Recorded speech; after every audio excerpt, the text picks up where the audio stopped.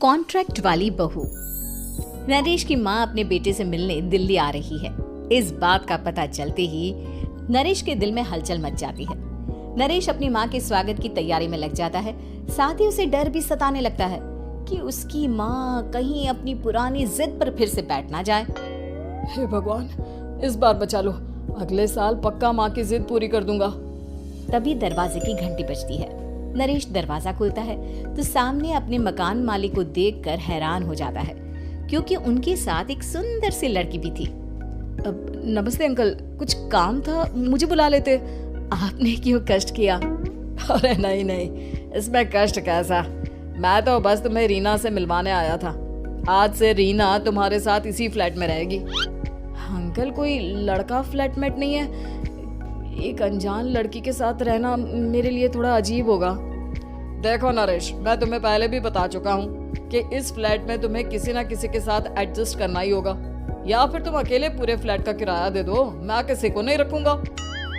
नरेश अपने मकान मालिक की बात सुन के रीना के साथ रहने के लिए तैयार हो जाता है, पर अंदर ही अंदर उसे ये बात खाने लगती है कि वो अपनी माँ को क्या जवाब देगा जब उसकी माँ रीना के बारे में उसे पूछेगी। दिन बीतने लगते हैं। नरेश और रीना अच्छे दोस्त भी बन जाते हैं, पर अभी भी नरेश अपनी प्रॉब्लम का सलूशन नहीं ढूंढ पाता।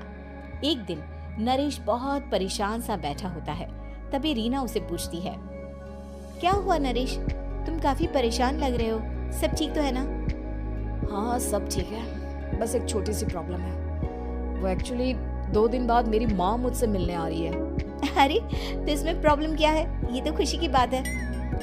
हाँ रीना, बट मेरी माँ एक जिद लेकर बैठ गई है कि मैं शादी कर लूं, पर मैं अभी इस चीज के लिए तैयार नहीं हूँ। ऊपर से जब वो तुम्हें देखेगी तो 100 सवाल करेगी, क्या जवाब दूंगा?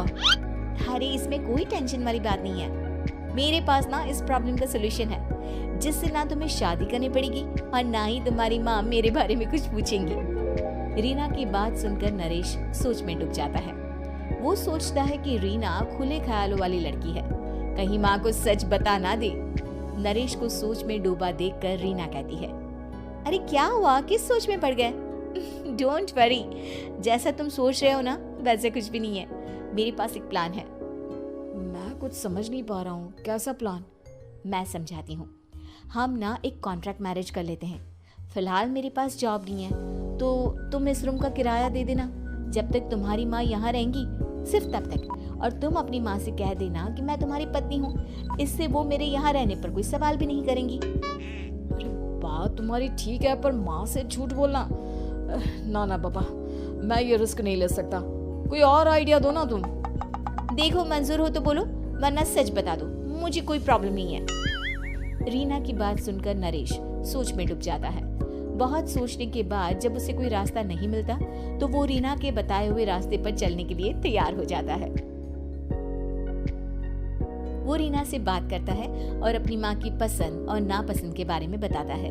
रीना भी नरेश की सभी बातों को ध्यान से सुनती है, ताकि कहीं उससे कोई गलती ना हो जाए। आखिर वो दिन भी आ जाता है जब नरेश की माँ उससे मिलने दिल्ली आ जाती है।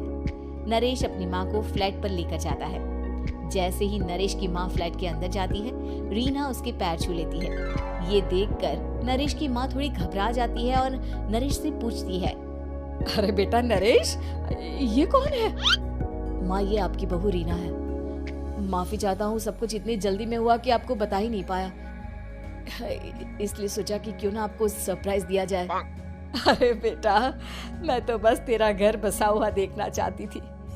हाँ, बहुत अरमान थे अपनी इकलौती बेटी की शादी को लेकर, लेकिन कोई बात नहीं, शायद किस्मत को यही मंजूर होगा। ये कहते ही नरेश की माँ रीना को गले लगा लेती है।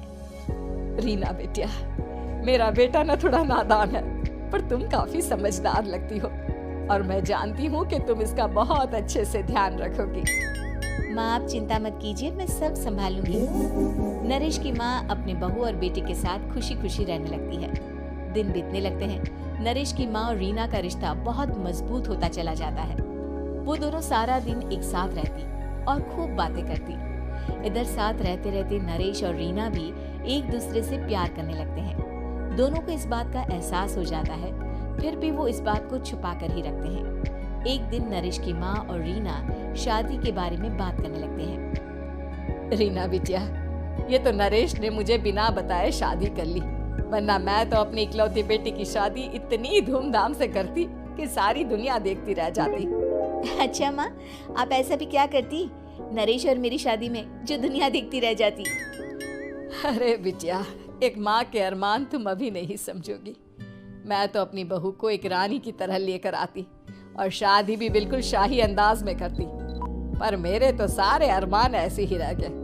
खैर, मुझे तो अपने बेटे और बहू की खुशी चाहिए बस। ये कहते हुए नरेश की माँ की आंखों में आंसू आ जाते हैं। रीना भी ये सुनकर ख्यालों में खो जाती है, क्योंकि वो भी मन ही मन खुद को नरेश की पत्नी और उसकी माँ की बहू मानने लगी थी।